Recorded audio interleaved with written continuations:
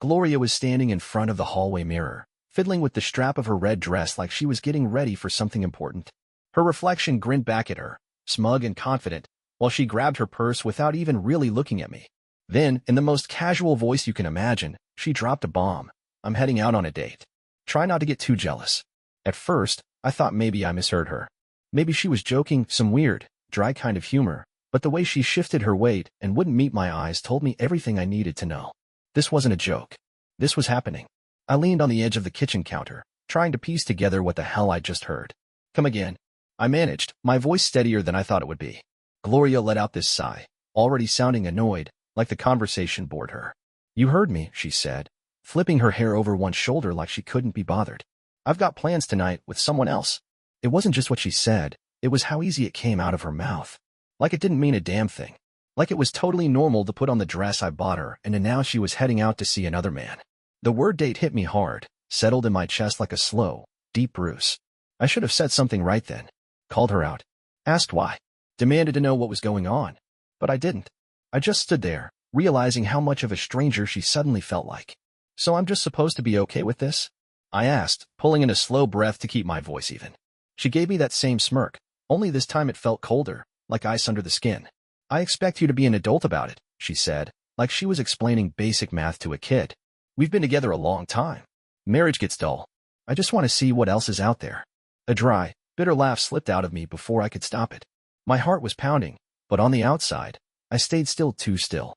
"Let me get this straight," I said, trying to keep the anger out of my voice. "You're seeing someone else now? No warning, no conversation, just this." She gave a shrug like it was nothing.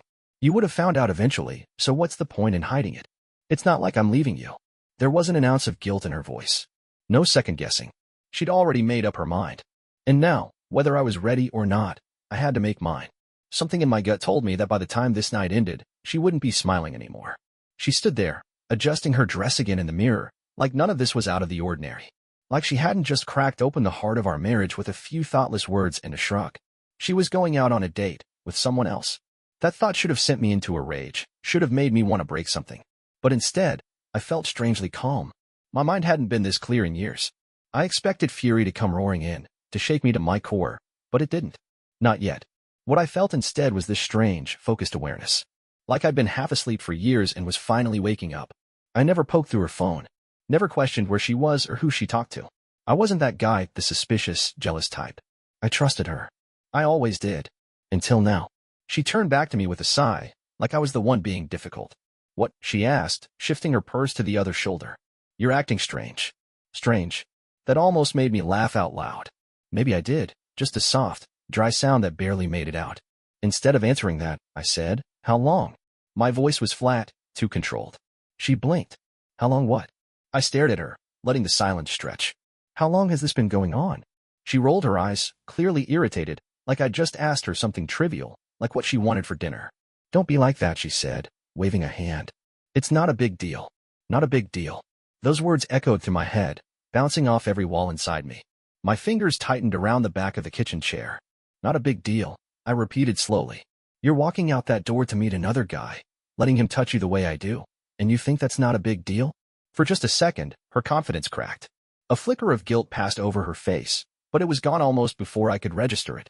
She squared her shoulders, putting the smug mask back on. "I didn't say it wasn't important," she said, her voice smooth and steady. "I'm just saying, this is life. People change. Relationships shift. Honestly, you should be glad I'm telling you the truth." Grateful. That word hit me like a slap.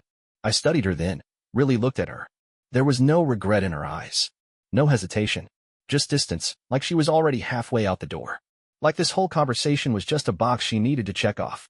And that's when I knew she'd been gearing up for this moment. Maybe not this exact scene, but this. The moment she'd stop pretending. The one where she'd finally say it out loud and make it real. I stepped forward, slow and steady.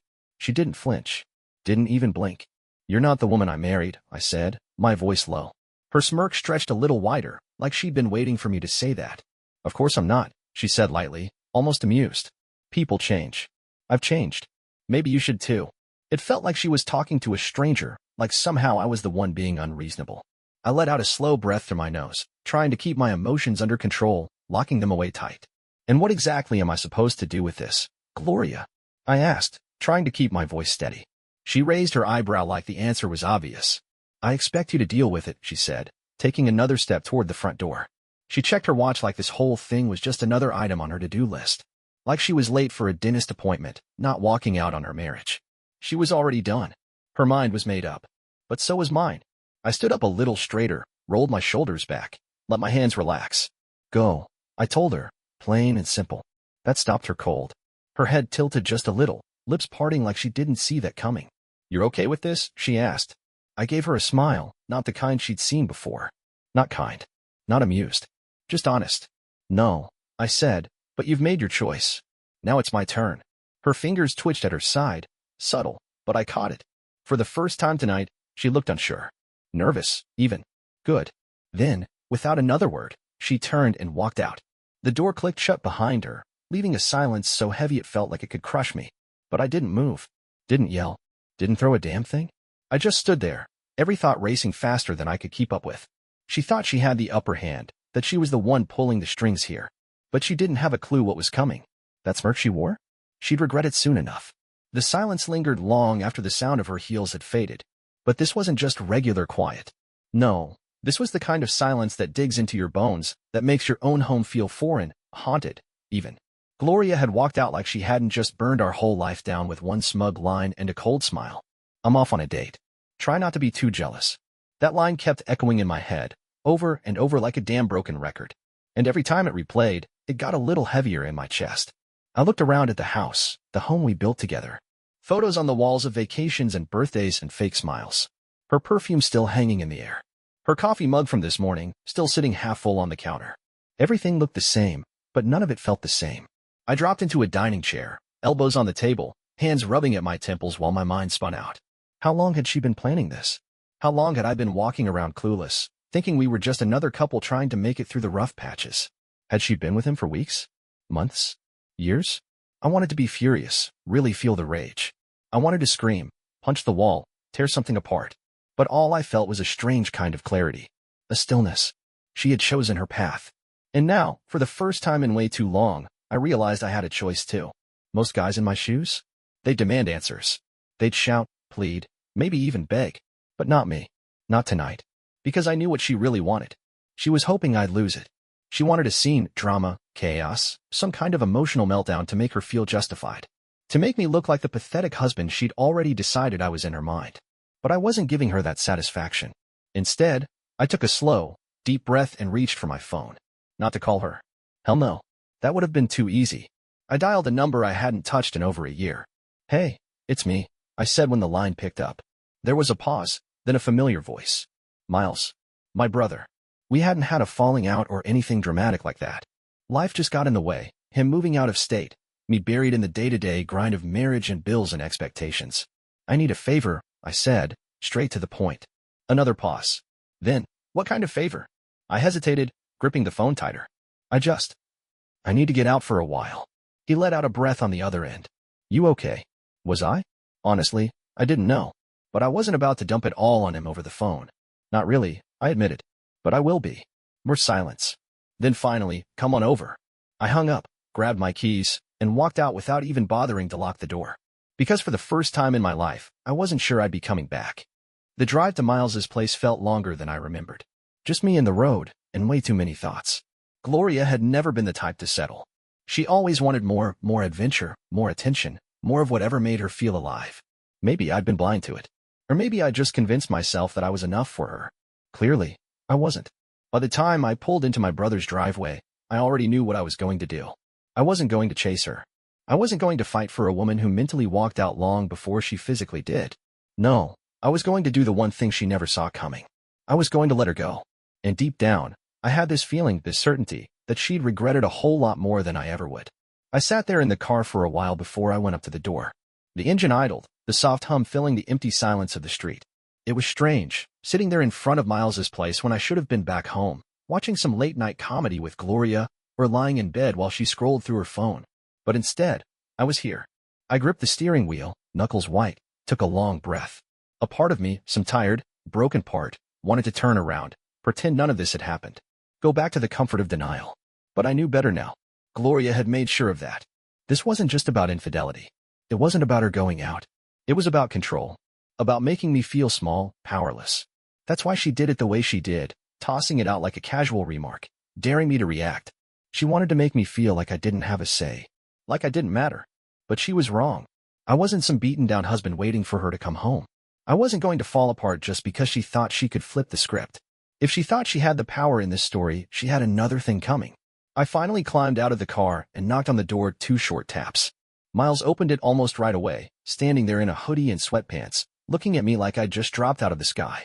"Well, this is a surprise," he said, stepping back to let me in. I walked through the doorway, letting the familiar space settle around me. It had been over a year since I last visited, but nothing had changed. Same leather couch with that one worn cushion, same leaning stack of books on the coffee table, and the usual faint scent of coffee clinging to the air. Miles shut the door behind us and gave me a once-over. "All right," he said, crossing his arms. "What's going on?" I let out a long breath and raked a hand through my hair. "Gloria is cheating on me." Saying the words out loud made them feel like they belonged to someone else's story, not mine. Miles's whole face darkened. "Are you sure?" I laughed, but there was no humor in it, just bitterness. "She told me." "Herself." His eyes blinked slowly. "She told you?" "Oh yeah," I said, the edge of my voice sharp enough to cut glass. But not in a guilty, teary-eyed kind of way. "No." She stood there in a red dress, looked me straight in the eye, and told me she had a date. Like it was nothing. Like she was asking me to pass the salt. Miles let out a low whistle and sat down across from me as I dropped onto the couch. He didn't speak right away. Just tapped his fingers against his knee, thinking. Finally, he asked the question I knew was coming. "So, what now?" I'd been waiting for that. That was the moment everything started to shift. See, betrayal has this way of hollowing you out. Knocks the breath clean out of your chest. But once the numbness wears off, you're left with a choice. Stay broken or start rebuilding. I wasn't staying broken. I leaned forward, locked eyes with him. I'm not chasing her. I'm not fighting for someone who left me behind before she ever walked out that door. I'm done. He raised a brow. That's it. Just like that. I gave a slow shrug. What's the alternative? Sit around pretending like this didn't happen? Hope she comes back while she's out doing God knows what with another guy.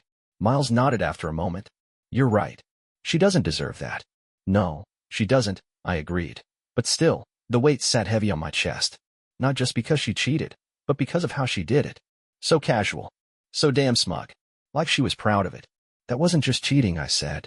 That was cruel. Miles narrowed his eyes. You think she planned it? I ran a hand down my face, piecing together all the little things I'd ignored. She didn't just wake up today and decide to betray me. She's been pulling away for months, working late, making excuses, acting like I was just background noise. This wasn't spontaneous. It was calculated. And that realization? That's what really hit me. Not the act, but the intention. The coldness. I wasn't just some guy who got cheated on. I was the guy she'd slowly, deliberately tried to erase. Just then, my phone buzzed in my pocket. I pulled it out and froze when I saw her name on the screen. Gloria. Miles leaned in slightly. You gonna answer it? I stared at the screen a few seconds longer, then swiped it open. Hey, don't wait up. I might be late. A short, bitter laugh escaped my throat before I could stop it.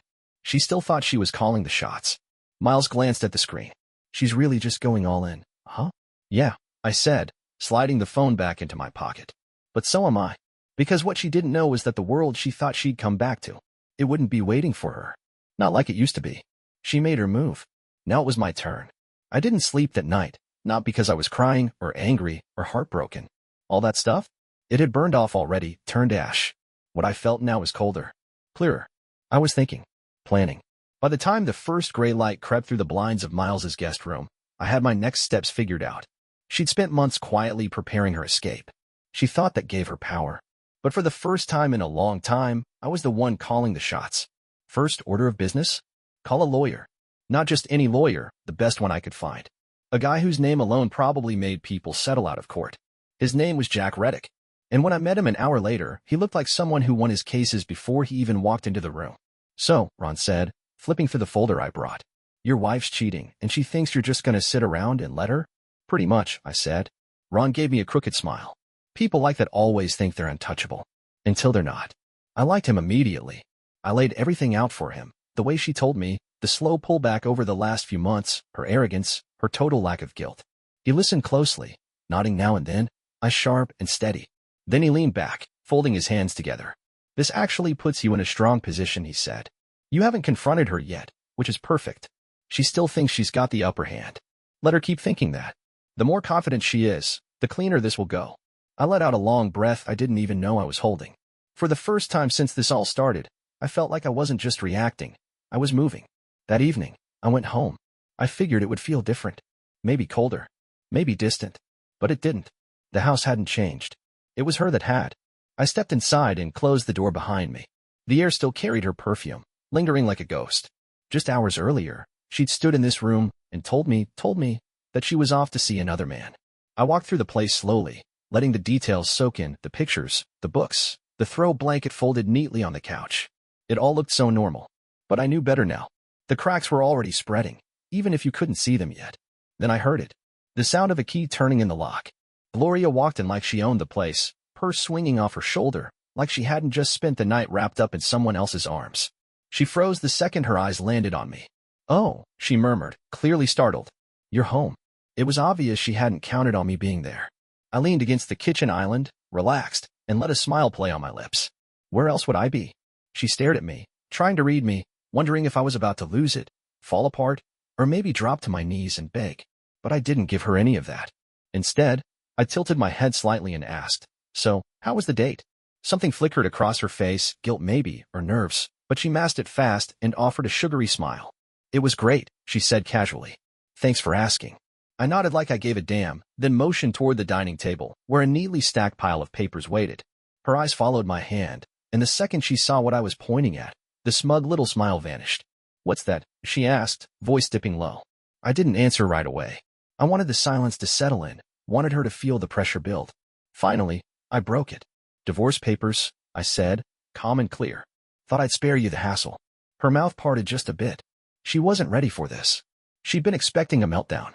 She'd prepped for drama. She hadn't thought for a second that I'd be the one holding the reins. "You're serious?" she asked, her voice dropping. I nodded. "Dead serious." She gave a breathless little laugh, one that held zero humor. "So that's it? You're just done?" I acted like I had to think it over, then flashed her a grin. "Yep." She kept staring, and for the first time since all this mess started, I saw it. Real panic. She'd been so damn sure I'd fight for her, plead with her, fall to pieces. She never imagined I'd walk away. She'd misjudged me, and now it was all sinking in. But by then, it didn't matter. It was already too late.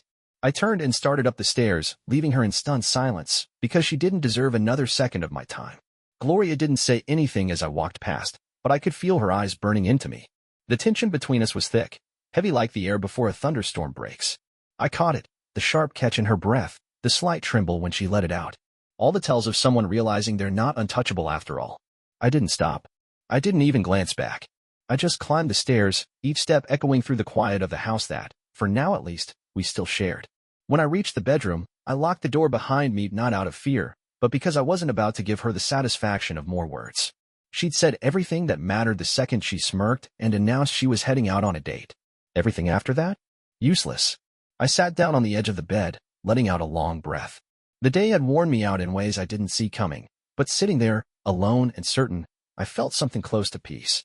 The choice was mine now, and she knew it. That gave me the edge, one she never saw coming. Downstairs, I heard movement. She hadn't stormed off yet. She was hanging around, probably trying to figure out how to twist this whole thing into something that made her look like the victim. She was good at that, flipping the script, reshaping the truth, playing innocent. But this time, she had nothing to stand on. I grabbed my phone and scrolled through until I found Ron's name. Our earlier exchange popped up. Make sure she doesn't suspect anything until everything is finalized. I smirked. She hadn't suspected a damn thing. A knock on the door broke through the silence. I didn't answer. Another knock followed, firmer this time. Still nothing from me. Then I heard her voice. "Elias." I closed my eyes for a second. She only called me by my full name when she wanted something. "What?" I replied, keeping my tone flat. There was a pause before she spoke again. "Can we talk?" I let out a quiet sigh and shook my head, knowing she couldn't see me. Now she wanted to talk? I'd handed her chance after chance to be honest, to tell me what was really going on. But instead, she chose to humiliate me, make me feel like a stranger in my own marriage. And the minute she realized I wasn't falling apart, she suddenly needed a conversation. Classic. I got to my feet, unlocked the door, but didn't open it. If she wanted to talk, it was going to be on my terms. The second I cracked the door, she forced her way in. She looked different now, no more arrogance, no more smugness. Uncertainty had taken over. Good. She crossed her arms and tilted her head, trying to salvage control. So you're just ending it like this?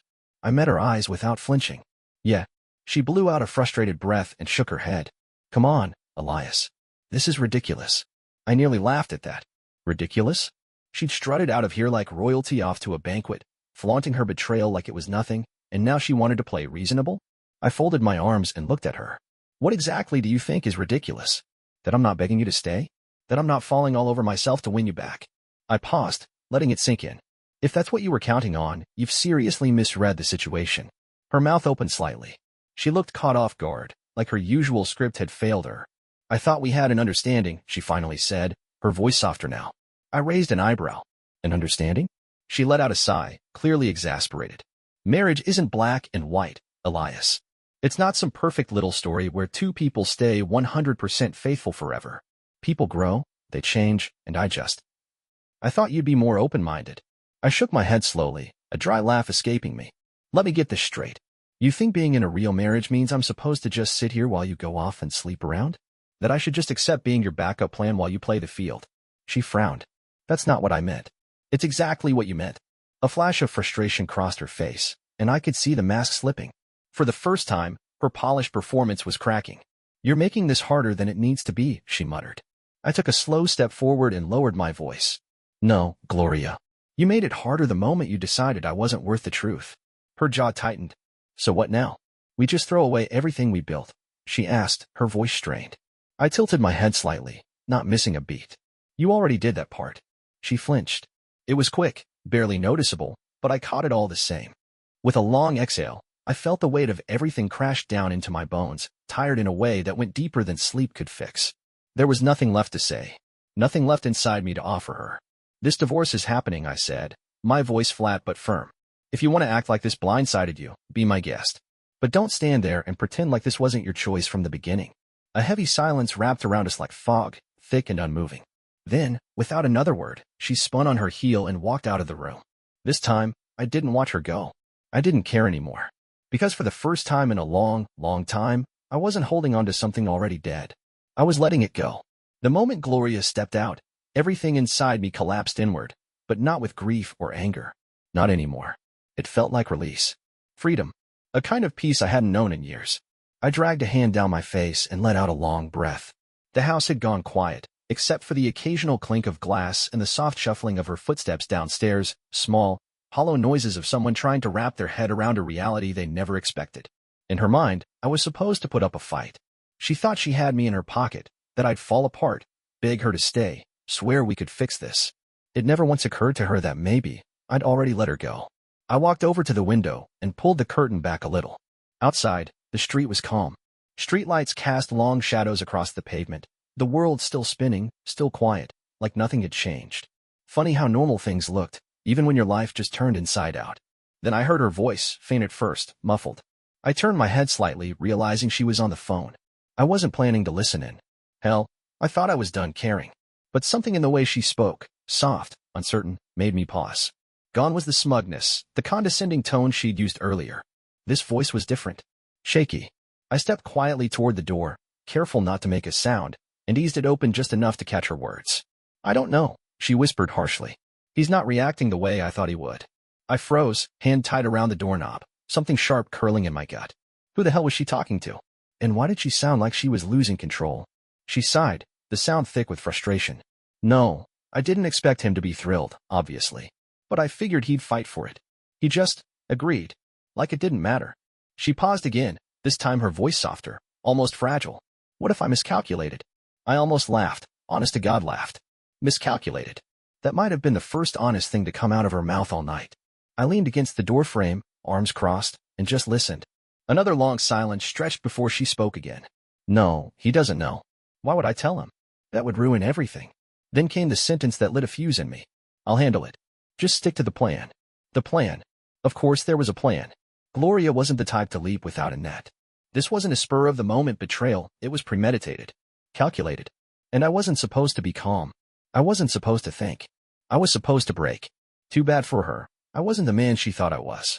I stepped back from the door, quiet and steady, letting the rage simmer down into something cold and sharp. This wasn't just about her cheating. This was strategy. Manipulation. And I was done playing defense. I walked back to the bed, picked up my phone, and scrolled through my contacts until I found Ron. If she had a plan in motion, it was time I put mine into action, one she'd never see coming. For the next few days, I kept close watch. I paid attention in a way she didn't expect. Gloria thought she was in control, but piece by piece, I started putting her puzzle together. She'd started laying this groundwork long before that night, before she ever stood in front of me and threw her affair in my face like it was no big deal. And the worst part? She thought she had me pegged, that I'd react just the way she wanted. But now, I could see the cracks forming. I saw how she clung to her phone, checking it every few minutes. How she'd start to speak, then pull back, unsure. How she stayed close to home, hovering like she was waiting for me to snap, to explode, to finally give her the fight she needed to justify all this. I gave her nothing. And that more than anything shook her.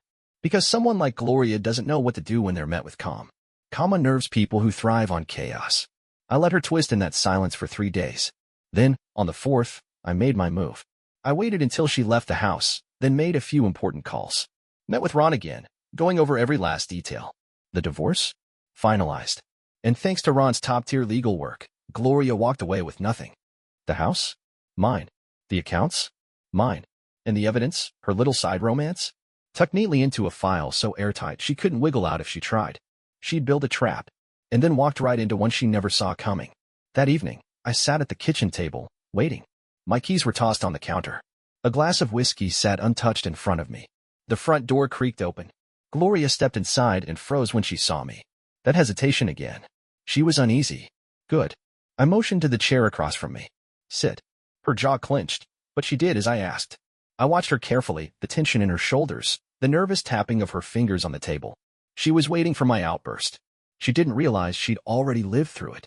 I slid the folder across the table toward her. She looked at it, wary. What is this? Open it. She hesitated for a moment, then slowly reached out and flipped it open. And the moment her eyes landed on what was inside, she froze, completely still. I see you've been cooking this up for a while, I said, casually leaning back in my chair like I had all the time in the world. So I figured, hell, I ought to have a plan of my own.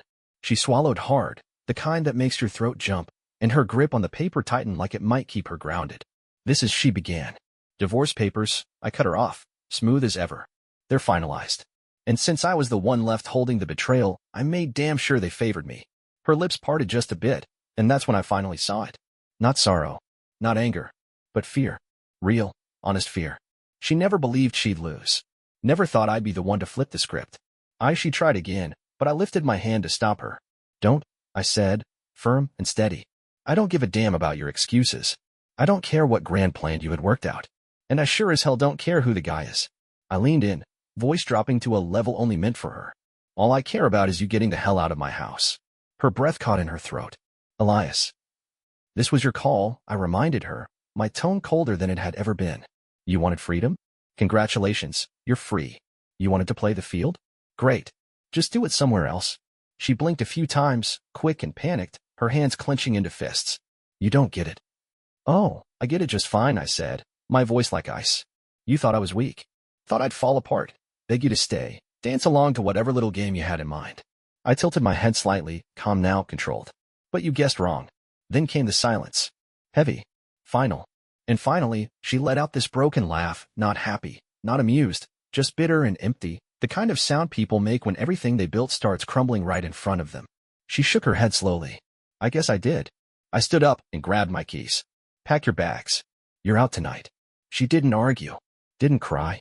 She just nodded, staring down at those papers like she couldn't quite figure out how it had all come to this.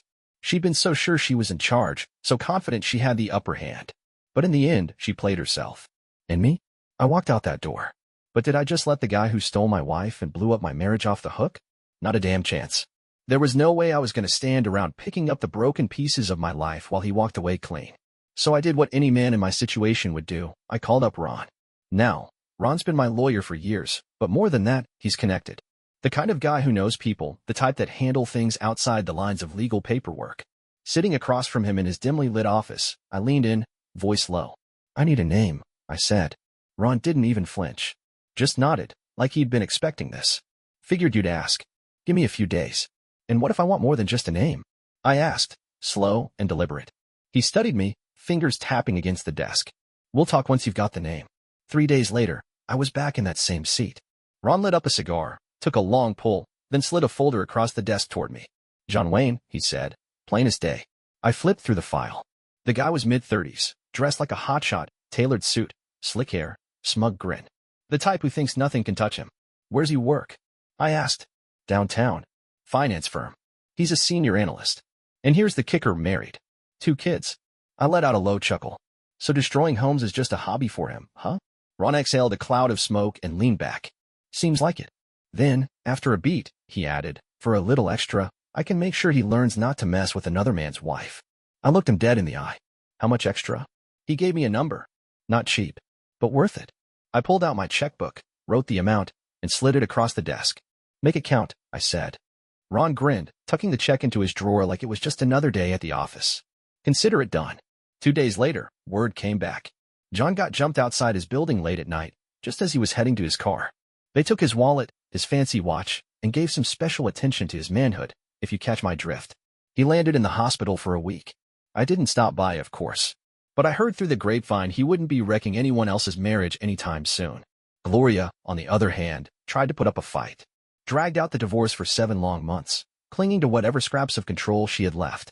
She pulled every trick she could think of, accused me of cheating, tried to fight over property, even went after spousal support. But Ron? He tore her case apart like a wolf going after raw meat. Every lie she told, every dirty little secret she thought was buried, he brought it all into the courtroom and laid it out like a damn buffet. By the time he was done, she had nothing left to stand on. The judge ruled in my favor. I kept the house. I kept the assets. And Gloria? She walked away with nothing. She left town not long after. Word was she packed up and moved to Ashbridge, probably trying to start over. I didn't care. For the first time in a long while, I felt something I hadn't felt in years: free.